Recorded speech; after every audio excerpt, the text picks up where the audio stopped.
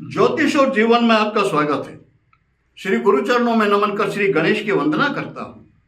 आज की वीडियो में चर्चा करते हैं ग्रहण काल में हमें किन किन बातों की सावधानी बरतनी चाहिए और क्या करना चाहिए, कौन से कार्य हमारे लिए हितकर हो सकते हैं। इसी विषय पर, मूल विषय पर आने से पूर्व में एक पिछले वीडियो के बारे में कुछ बोलना चाहता हूं। वो है, एक वीडियो बनाया मैंने दारिद्र्य नाश के ऊपर।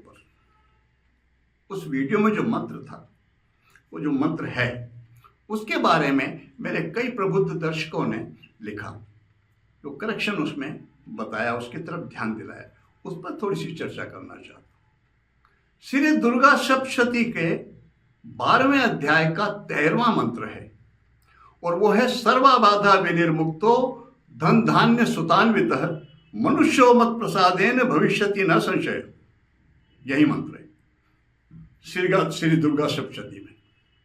लेकिन वो जो दारिद्र्य नाश का जो मंत्र प्रयोग मैंने दिया, उस प्रयोग में मैंने मंत्र दिया, ओम सर्वाबाधा विनिर्मुक्तो धन धान्य समन्वित मनुष्यो मत प्रसादेन भविष्यति न संशय ओम नमो नमः। ये बोला, ये लिखा।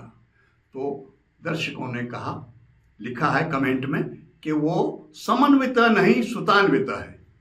उस बारे में मैं थोड़ा स्पष्टीकरण देना चाहता हूं, सब मेरे सुधी जो प्रबुद्ध दर्शक है उनके लिए। यह जो प्रयोग है, ये दारिद्र्य नाश का है। विशेष लक्ष्य क्या है प्रधान? वो है दरिद्रता का नाश। और दरिद्रता का नाश कब होगा? जब जितनी बाधाएं हैं उनसे मुक्ति मिले और वह साधक धन धान्य से समन्वित हो जाए। यहां पुत्र का कोई संबंध नहीं है, इसलिए उसमें वो समन्विता है, सुतान्विता नहीं है। यह कारण है। एक पुस्तक है, पुस्तक का नाम है धन प्राप्ति के प्रयोग। यह पुस्तक कल्याण मंदिर प्रकाशन, अलोपी बाग मार्ग, प्रयाग 6 से प्रकाशित है। पंडित श्री कुलभूषण रमादत्त जी शुक्ल इसके संपादक हैं। विक्रम संवत 2040 के 30वें संस्करण में पृष्ठ नंबर 20 पर यह प्रयोग, और जैसा मैंने बोला है वैसे ही छपा है। अंतर सिर्फ इतना सा है, उसमें बाद में ओम नमो नमः लगा हुआ नहीं है। कुछ बातें मैं निवेदन कर चुका आपसे, सब कुछ पुस्तकों में नहीं होता, बहुत कुछ गुरु कृपा से मिलता है। तो ये जो है ओम नमो नमः, ये गुरुदेव की कृपा है। और मैंने इसी स्वरूप में ये कई लोगों को दिया जो आर्थिक दृष्टि से परेशान थे, दरिद्रता की अवस्था में थे, और उन सब के जीवन में उन सबको भगवती की कृपा प्राप्त हुई और उस दारिद्रता की स्थिति से उन्हें मुक्ति मिली। आप भी करके कोई शंका मन में न रखें। लक्ष्य है, जिनको आर्थिक समस्याएं से बहुत ज्यादा ग्रसित जो हैं, जिनका लक्ष्य किसी तरह से दरिद्रता से मुक्ति का है, पुत्र है, संतति है, सुख है, सब कुछ है, लेकिन आर्थिक स्थिति दयनीय है, ऐसी अवस्था में वहां पर प्रयोग में, मंत्र में समन्विता ही आएगा, सुतान्विता नहीं। वो जो मंत्र, जो भी कुछ बोला गया है, वो सोच, मैं जो भी वीडियो बनाता हूं, कुछ भी पहले देखता हूं, सारी तैयारी करने के बाद मैं जब बोलता हूं तो बोलते समय फ्लो में बोलता हूं। उस बोलने के बाद फिर सुनता हूं उसको एक बार, कहीं कोई चूक तो नहीं हुई। उसके बाद फिर उसको एडिटिंग के लिए बाद में जाता है, फिर वो ऑन एयर होता है। तो सावधानी पूरी रहती है। खैर, ईश्वर तो हूं नहीं, सामान्य मनुष्य हूं, और वो भी लगभग बिना बड़ा सा गलतियां हो सकती हैं। मैं उन सभी साधकों को, दर्शकों को धन्यवाद देना चाहता हूं जिन्होंने इतना ध्यान रखा, दिलाया। मैं उन सब की शंकाओं के समाधान के लिए मैंने ये बात, इतनी जानकारी, आप ये समझिए कि जो बोला है वो सही है, कारण उसका ये है। और मैंने आपको कहीं मन से नहीं, एक पुस्तक जो इन्हीं धन से संबंधित थी, प्रयोगों के बारे में ही प्रधान पुस्तक वो, और उसी से लिया हुआ है। आप उसको थोड़ा सा निश्चिंत रहें। अब बात करते हैं ग्रहण के ऊपर। जैसे ही सूतक लगता है, हमारे जितने सनातन धर्म जो पुराने लोग समझते जानते हैं, वो निषेध किस किस का हो जाता है? निषेध हो जाता है भोजन का। भोजन बनाना नहीं चाहिए, भोजन करना नहीं चाहिए, शयन नहीं करना चाहिए, मूर्ति पूजा नहीं करनी चाहिए, घर में जो घर मंदिर कहीं भी प्रतिमाओं का पूजन नहीं होना चाहिए, क्षौर कर्म दाढ़ी कटिंग वगैरह नहीं बनाना चाहिए। इन सब बातों का ध्यान रखना बहुत जरूरी है। दूसरा, मूल बात क्या है? मूल बात यह है कि ग्रहण काल में चाहे वो सूर्य ग्रहण हो या चंद्र ग्रहण, सूर्य ग्रहण में सूर्य पाप प्रभाव में आते हैं, एक तरह से क्षीण अवस्था में होते हैं। सूर्य होते हैं आत्म तत्व के कारक। चंद्र ग्रहण में चंद्रमा पीड़ित होते हैं, चंद्रमा मन के कारक हैं, और वो जब पीड़ित होते हैं, कमजोर होते हैं, मन स्थिति को प्रभावित करते हैं। वो तो एक समय का काल है, 2-4 घंटे का समय, 4-5 घंटे का, 5-7 घंटे का समय होता है। इस समय में गर्भवती स्त्रियों को बहुत सावधान रहना चाहिए। परिवार है, समाज है, संसार है, मन स्थिति कुछ भी हो सकती है, अशांत हो सकती है किसी भी कारण से। बाहर की स्थिति जो है, मूल रूप से जो तत्व हैं, सूर्य देव के कारक हैं, आत्म तत्व के, कॉन्फिडेंस के, इन सब के कारक हैं वो। और ब्रह्मांड में बाहर वो कमजोर स्थिति में हैं ग्रहण काल में, और उसी अवस्था में वो कोई गर्भवती स्त्री भी यदि आत्मिक दृष्टि से बेचैन, अशांति महसूस करे, तो जो गर्भस्थ शिशु है उस पर बहुत गहरा अशुभ प्रभाव पड़ेगा। इसलिए ग्रहण काल में गर्भवती स्त्रियों को बहुत सावधानी बरतनी चाहिए। जैसा मैंने निवेदन किया, संसार है, परिवार है, कुछ भी परिस्थिति हो सकती है, व्यवस्थित करें अपने आप को, आत्मिक स्थिति को, अपनी मानसिक स्थिति को संभाल के रखें। अब उसके लिए क्या किया जाए?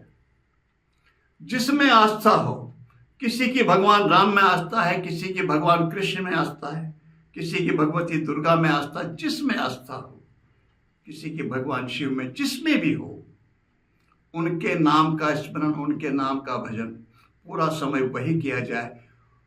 और यदि विपरीत परिस्थितियां चल रही है परिवार में, तो अपने आप को व्यवस्थित रखने का प्रयास करना चाहिए। यह समय तो क्षणिक के निकल जाएगा, लेकिन अगर हमने हमारी मन स्थिति को, आत्मिक स्थिति को यदि अशांत और बेचैन रखा, उसका दुष्प्रभाव उस गर्भस्थ शिशु को बहुत हानि पहुंचाएगा। इस बात का ध्यान गर्भवती स्त्रियों को रखना चाहिए पूरी तरह से। क्या करना चाहिए? ग्रहण काल में जो हमारा पूजा का स्थान, प्रतिमाएं आदि हैं, उन्हें वस्त्रों से ढक देना चाहिए, उनका स्पर्श आदि नहीं करना चाहिए, दीपक लगा के बैठना चाहिए। जिसमें हमारी आस्था हो, जो भी हम करते हो, चाहे वो स्तोत्र पाठ हो, चाहे मंत्र जाप हो, बीज मंत्र हो, चालीसा हो, कुछ भी हो, जिसमें भी आस्था, जिसका हम रूटीन में पाठ करते हैं हमारी किसी भी कामना की सिद्धि के लिए, उसका पाठ करना चाहिए ग्रहण काल में। मूल रूप से तो ग्रहण के प्रारंभ से लेकर के और ग्रहण के पूर्ण होने तक किसी एक का ही पाठ करना ज्यादा कारगर रहता है। अभी चंद्र ग्रहण, ये जो 8 नवंबर 2022 को लगने वाला है, इसमें मूल रूप से जो खग्रास ग्रहण की स्थिति जो बनेगी, वो बनेगी दिन में 3:45 बजे, लगभग 3:45 से लेकर के, और शाम को 5:15, 5:15 बजे तक। इस समय में बैठ करके हम किसी भी स्तोत्र का पाठ, मंत्र का जाप, बीज मंत्र का, जिसमें हमारी आस्था हो, वो करना चाहिए। हम वो करें, वो चैतन्य हो जाएगा, जागृत। एक साधक ने, एक हमारे दर्शक ने एक प्रश्न किया था, क्या ग्रहण काल में सुषुम्ना स्वतः जागृत हो जाती? जी नहीं, ऐसा नहीं होता। ग्रहण काल में सुषुम्ना को जागृत करने के लिए प्राणायाम आवश्यक है।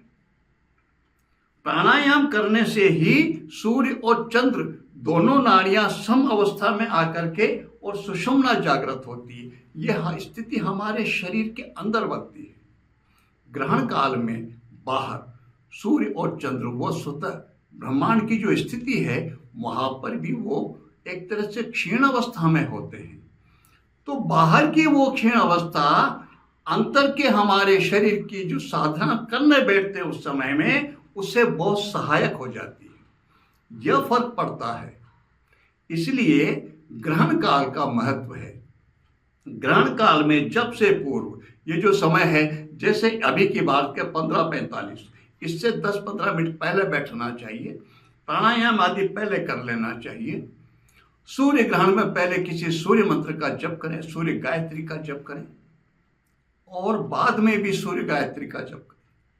चंद्र ग्रहण में पहले चंद्र गायत्री का या किसी चंद्र मंत्र का जप करें, और बीच में जिसे हम करना चाहते हैं, जो भी स्तोत्र का पाठ है, मंत्र का जाप है, बीज मंत्र का कुछ भी, वो करने के बाद चंद्र ग्रहण जब मोक्ष की स्थिति बने, बाद में भी फिर चंद्र गायत्री या चंद्र के मंत्र का जप करना चाहिए। यही विधान हम यह करके देखें।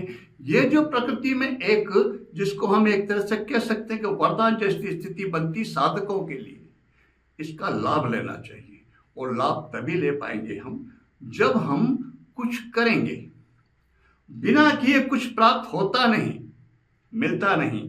तो ग्रहण काल का लाभ उठाएं, उसमें हम बैठ करके साधना करें, और ग्रहण काल लगने से पूर्व जो सूतक का समय है, उससे लेकर के ग्रहण मोक्ष तक भोजन, शयन, मूर्ति पूजा आदि नहीं करें, बचें उससे। ग्रहण काल के बाद में दान का बड़ा महत्व है। कब तक दिया जाना चाहिए, क्या दिया जाना चाहिए, क्या करने चाहिए। तो ग्रहण के संबंध में, ग्रहण काल के बाद में किन किन वस्तुओं का दान, इसके बारे में अगले वीडियो में मैं विस्तार से चर्चा करूंगा, हर व्यक्ति के लिए, ताकि वो चाहे सूर्य ग्रहण हो या चंद्र ग्रहण हो, उससे पड़ने वाले दुष्प्रभावों से रक्षा हो सके और एक शुभ स्थिति का निर्माण हो सके। जो दानों के संबंधित जो बात है, कब किया जाना चाहिए, किसको किया जाना चाहिए, वो क्या क्या वस्तुएं हैं, क्या पदार्थ हैं, कौन से हैं, और यदि मंत्र जाप हैं तो वो क्या हैं, इस बारे में थोड़ा विस्तार से चर्चा करेंगे अगले वीडियो में। तो आप चंद्र ग्रहण का लाभ उठाएं। भगवान चंद्र श्री आप सब पर कृपा करें, आप सबको मानसिक रूप से स्वस्थ शांति प्रदान करें। इसी प्रार्थना के साथ मैं सबको नमन करता हूँ। नमस्कार।